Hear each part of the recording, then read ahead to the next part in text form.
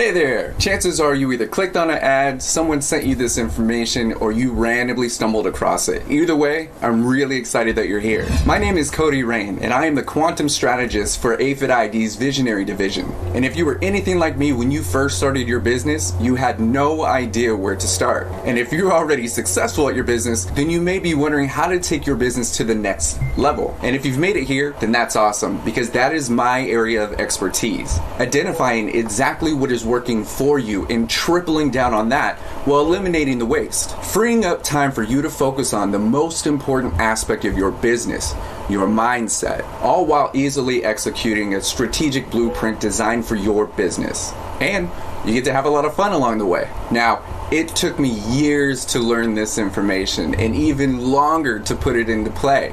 So I want to save you all that time doing research, and I want to save you all that money that you would probably invest in services that you really don't need. And I'd like to share with you 3 very important health habits that I use during liver failure to help me skyrocket my business overnight. Now, I just want to throw it out there. It took me 19 years to become an overnight success. So if you think fast is going to be in your vocabulary when you grow your business, you need to change your vocabulary, because the truth is you need to fall in love with the process. You need to find patience. You need to have the correct mindset, and you need to have a blueprint to follow that guarantees that you will be successful at anything you do. Now, if hearing a statement like that automatically puts you into the "it won't work for me because my business is different," or "that sounds more like a false promise," then the reality is this is not for you. And before I get into that, it's really important that I share with you my story and how I ended up exactly where I am now, with financial security,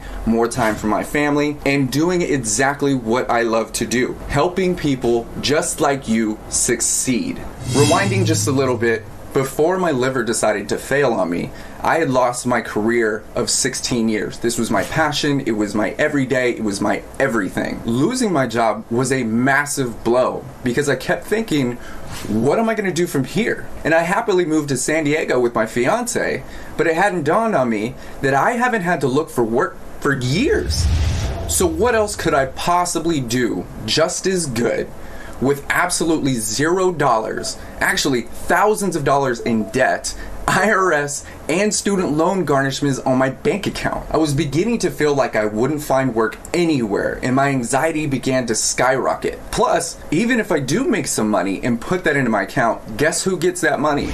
The IRS. And my student loans from 2005. And I kept thinking, how am I possibly going to make enough money to get out of debt and still have money to live on in a city that I'm brand new to?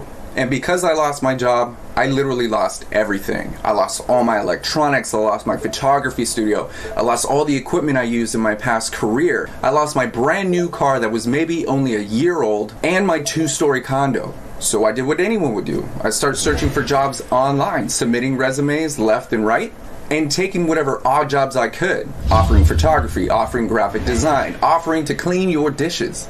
Eventually, it came down to a point where I just had to borrow money from family members I was barely even speaking to. And in the end, I just ended up selling everything I had left, just so I had a couple dollars in my pocket. So one day, I was walking my fiance to the front door as she was heading out to work. She turns around, and with those giant green eyes of hers, she lightly touches my face and stares deeply into my eyes and says, "You look a little yellow today." Now, to me, I just brushed it off. I looked outside, it was super bright, the sun's right there, my skin's heating up, so I just chalked it off to, it's just bad lighting.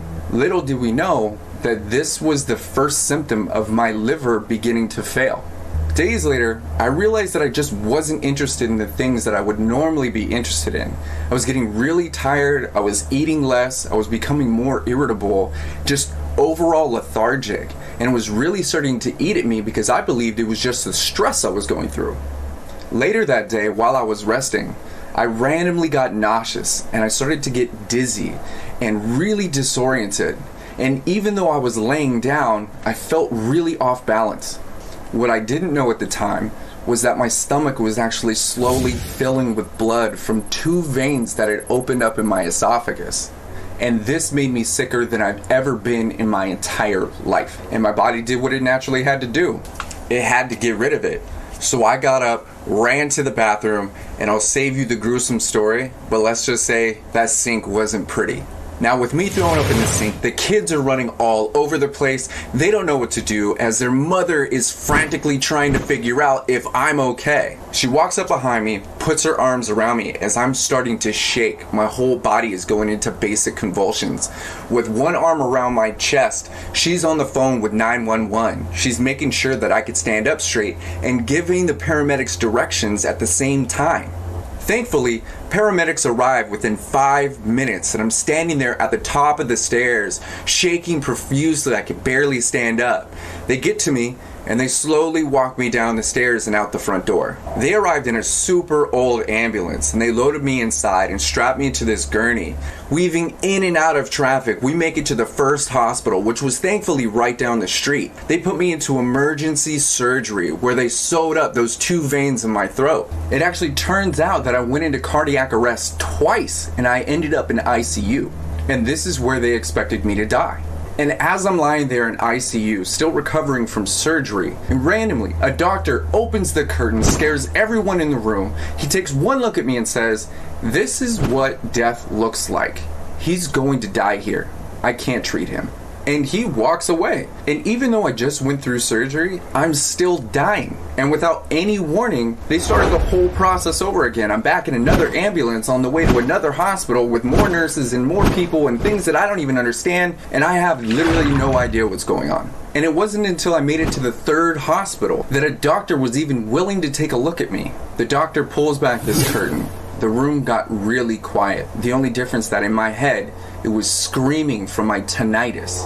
And in his foreign language, he says, "Mr. Rain, you are dying. Do you understand?"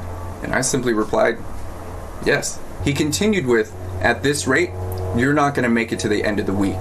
But I do have a room that just opened up an hour ago in a research facility." And he looks me dead in the eyes from across the room and says, "Do you want to live?" And I looked at my fiance with her eyes obviously glazed over, sitting at the foot of my bed, holding my hand, and I replied, "Yes." Immediately, a nurse rushes in with a bunch of paperwork, starting to ask me questions that I couldn't understand. Honestly, I was dying, so I had no idea what she was saying. By this time, my 2 stepdaughters had made it to the hospital, and they're sitting in the room to the left of me.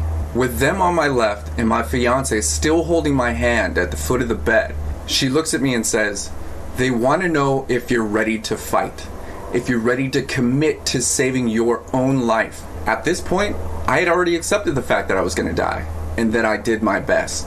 And it's okay to give up now because the pain won't last that much longer. And my oldest stepdaughter, with a mask pulled just below her face, with her green eyes just like her mother, she finally musters the courage while holding my hand that's still connected to the IVs, and she begins to squeeze my hand as I'm about to answer the most important question of my entire life. She looks at me and says, "You have to try." That was the exact moment that I realized that I had to take a leap of faith and believe that I have the strength and that I'm capable and that I didn't struggle my whole life just to die in front of people that actually love me. And I knew that I was going to have to fight harder than I've ever fought just for the opportunity to truly live the life that I want. Still basking in uncertainty with both of my hands being held at this point, tears are welting up in my eyes, my heart is pounding, my hands are shaking, and I look at my fiance and say, "Yes, I want to live." And just like that, I'm off to the 4th hospital where I begin my very detailed, very specific, very methodic, very painful treatment. Now, I'll save you the gruesome and very embarrassing details about my hospital stay, but let's just say in 11 days, I went from 200 pounds to 142. It wasn't fun. And going through that process, there were numerous times where I felt, I can't do this. I'm not capable of doing this. I would rather be dead. Now, with all that said, that's just the beginning of my real success story. After I finally got settled at home, I kept thinking, well, what am I going to do now? I spent 6 months just getting back to normal, learning how to walk again, learning how to think, learning how to do basic things just so I can feel normal again. For the sake of my girls and the pressure that I put on myself, I was in the gym every single day. I was getting healthier, I was getting smarter, I was getting stronger than I've ever been in my entire life. But none of that was making me money either. And this all seems so backwards to me because now I feel like a superhero, but even superheroes have jobs. Then, in the middle of a push-up, something clicked. I thought, I should just start a YouTube channel and do what all these other kids are doing. The only difference is going to be, I'm going to provide valuable information for your everyday life. I figured I would use my liver failure as the backstory to all my episodes while I'm teaching what I'm best at. I'll be able to take everything I make from YouTube and I'll finally be able to support my family and set us up for the future. And thinking even deeper, I'm not gonna have to do interviews because I'm gonna be Oprah rich on YouTube. I really believe that I can make this happen. And so I mapped it out. All I had to do was start a channel, understand the fundamentals, redesign the dynamics, learn how to create traffic, learn how to promote, all these very specific things that seemed really easy to me because I was in the IT field for so long. So I spent every single minute I had getting monetized on YouTube. Now granted, I was able to get monetized in only 3 months, where normally it takes people about 5 years. Actually landed in the top 100 of all of YouTube for graphic design. And then one day, I woke up and I checked my account and I realized that I wasn't really making that much money. I mean, one day it'd be $12, another day it'd be 50 cents, sometimes 15 cents. And with all this knowledge and all this understanding of exactly how to create traffic and monetize on YouTube, it seems like it's all for nothing. And traffic really started to slow down. And I had some great times with the kids in a couple of the episodes, but where's all the money? So I broke it all down. I'm spending 12 hours making an episode, and then I'm promoting that episode for 36 hours. Now, if I put that into a dollar amount, I'm spending roughly $700 a week trying to make $12 on a good day. I'm definitely upside down in what I should be making. And then one day I was working on a new episode and I randomly get a message from someone I've never met before. He asked me how I got monetized on YouTube, thinking there was some trick to it, and he wanted to buy the secret from me. And this had me feeling some type of way because I had spent thousands of hours trying to figure it out to realize that there is no trick. The only way that I would sell him this information is not just the information, but I need to teach him and take him every step of the way so he does it effectively. Otherwise, he's gonna waste his money.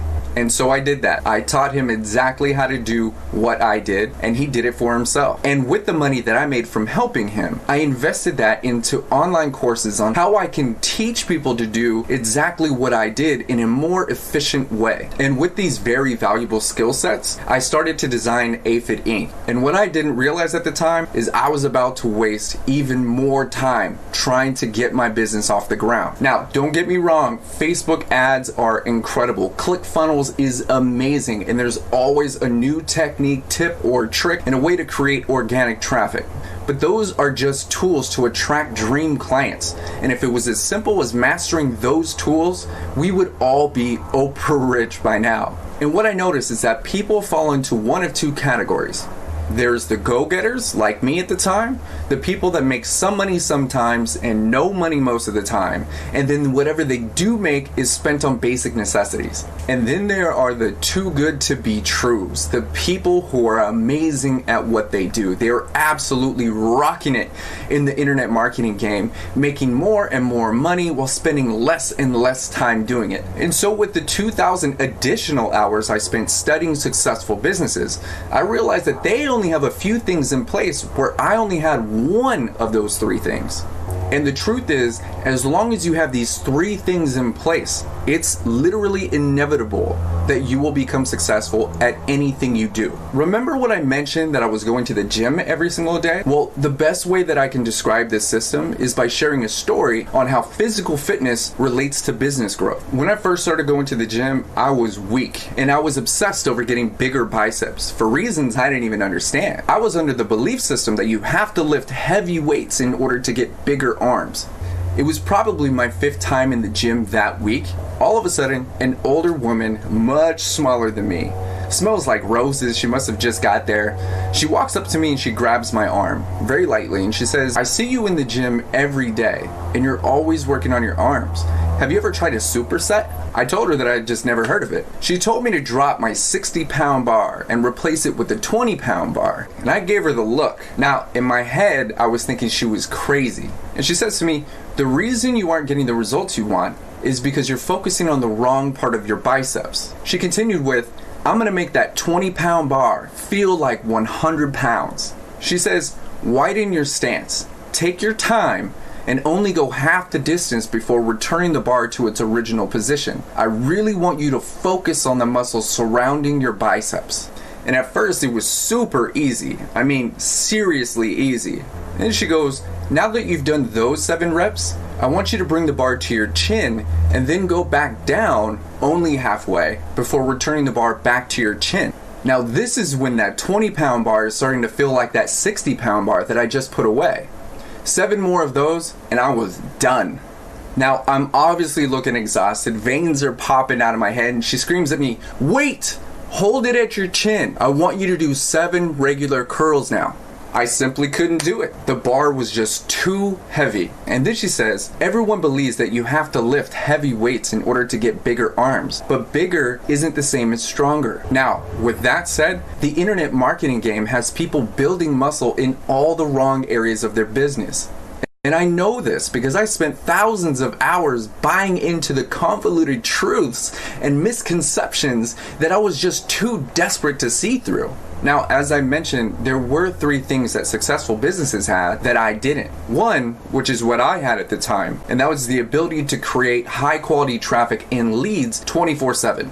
2, what I didn't have was a system in place to convert that traffic into high-paying clients that happily come back the next day. And 3, a blueprint. I did not have a roadmap to follow every single day to guarantee my business becomes a success. And systems like this are great if you're looking to generate more leads or high-ticket clients, high-quality traffic. You're looking to increase your profits or at least increase your prices. Or if you want to reduce your workload by implementing automation, and most importantly, you want to attract your dream clients and customers ready to pay you now for exactly what you're worth. And in a nutshell, that's exactly what Aphid ID does for our clients every single day. And we, just like you, are looking for more of our dream clients. People that enjoy expanding their consciousness and injecting a piece of themselves into every aspect of their business. And that's what we love to do. Taking a struggling system and turning it into a profiting one using exactly what you already have in place. And we'd love to work with you in designing a system for your business if you meet the following criteria. If you want to generate more high quality traffic and leads and don't want a penny pinch and are ready to buy now. If you want to improve your sales conversions and get more people to buy from you today without lingering that maybe, kinda, sort of, perhaps, I'm not sure, let me think about it state. Or if you want to dramatically increase your prices, attracting higher caliber clients so you can make more money with less headache. And if that sounds like you, then it's as simple as filling out a free online application and picking a time on my calendar so you and I can have a direct conversation about how we can take your business to the next level. Now, working with me and the Aphid ID team is not cheap, but most of our clients get a complete return on their investment within the first month, and we end up working for years together because of how fast we're able to generate results. Now, let me tell you who this doesn't work well for. People who make excuses and justify their failures. And if you're not serious about doubling, tripling, or even quadrupling in the next 12 months, this definitely isn't for you. It's definitely not for people who are willing to continue struggling because they've learned how to manage the frustration. And most importantly, it's not for people who are unwilling to take a good, hard look at themselves and accept the fact that they need to take responsibility for their own actions and they may be contributing to the pitfalls in their success so far. But if you are ready to step up and you're ready to commit and you're ready to design your future based around what you've already got going for you, then we are definitely interested in working with you. Honestly, there are some people that we just can't help, and that's okay.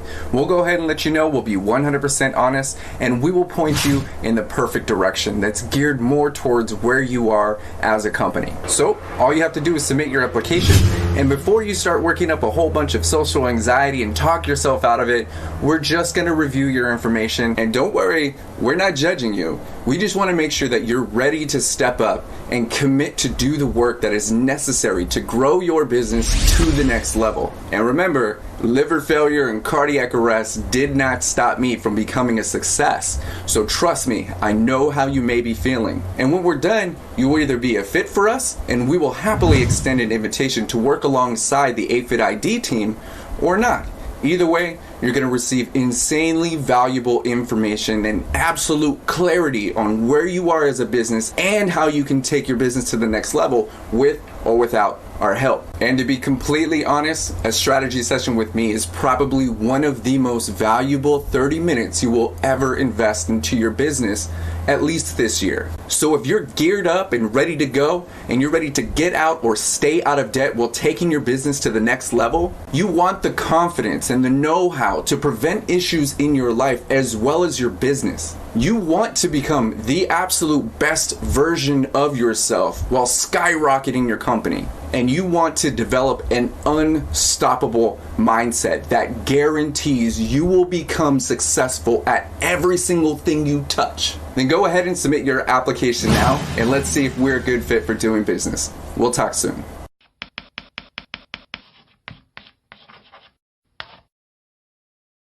If you have followed this channel for a reasonable time, though you may not know who I am in real life, you do know something about me, and that is, I study a lot. Though today my studies are diversified between videos, audios and reading, when I was growing up, the easiest way for me to learn anything is to read books, because I didn't have access to the internet connection. So it happened that around the year 2007, I borrowed a book from one of my friends. The name of that book is What the Rich Know and Desperately Want to Keep Secret. Brian Scher in this book taught me a whole lot of simple things about how to build a successful business. But one of those lessons stood out and changed the way I see business forever. In this video, I am going to be sharing with you that very secret that I learned from Brian Scher, and I hope it will change your life the way it changed mine. The man in green clothes. Imagine a stadium of 50,000 people. Everybody in the stadium wears red clothes. But you were given a task, and that task is go into the stadium and make sure the camera notices you above everyone else.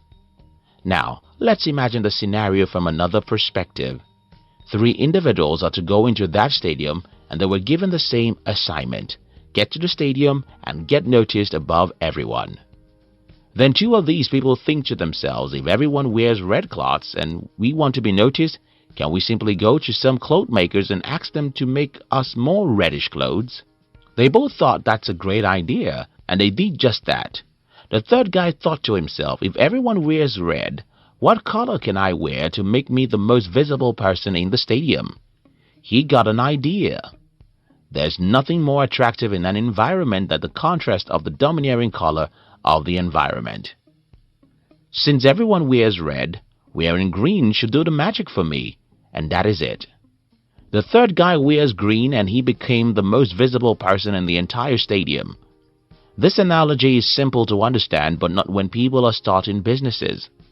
When people are starting businesses, oftentimes they are like those 2 individuals who wear more reddish clothes. I'll confess to you, I was like that too, until 2007 when I learned the secret of the green clothes from Brian Scher. Some people call it unique selling proposition, while Brian Scher calls it unique selling promise. It simply means that you can't become successful as an entrepreneur by wearing more reddish clothes. You can't become successful by trying to outdo everyone. You can't become successful by competing. You can only become successful by creating. I'll explain how the mind works. By now you have understood that an entrepreneur, what you're trying to get is the attention of the people, a whole lot of people. You're like that guy who's going to a stadium filled with 50,000 people and needs the attention of as many people as possible. Then, let's think for a moment about how our mind works. Try to look around and see things that caught your attention. What are they? Are they the things that are better or things that are different? The answer is simple. While we may love better things, we always devote our attention to things that are different. What the buyer is thinking. Whenever people want to buy something, the question that comes to their minds is, Where should I buy it and why? In other words, every business must answer this question. Why should people buy from you? If I can get what you're selling from another person, why should I come to you? If you can't answer this question in one single statement, you don't have a business yet. If 10 other people sell what you sell, why should I buy from you? You have to understand that I am selfish, and as a customer, I don't care about your business. What I care about is my comfort. If that is the case, why should I buy from you? Then why is the difference? How are you different from other people who are doing the business you're doing? The war of price. Whenever you ask people to tell you why they expect customers to come to them rather than their competitors, the usual answer is, we sell at cheaper prices. One other thing I learned from Brian Share is never compete with price except you're Rockefeller. I'll explain this. You see, when Rockefeller had become a billionaire, his next goal was to dominate the oil industry, and to do that, he often sells at losing to send his competitors away from the market. When he sells at a ridiculously low price that his competitors can never match, their businesses failed and he took over the entire market. This way, he could then make all the money he has lost back. Rockefeller and other multi-billion-dollar companies can do that because they have too much money. You cannot afford to waste $1 million before you make a profit, so you can't fight your competitors with prices. Another problem with competing with price is that, well, you won't have profit. And when you run a business that doesn't make you profit, many evils happen. First, a business that doesn't make good money cannot afford to hire quality people.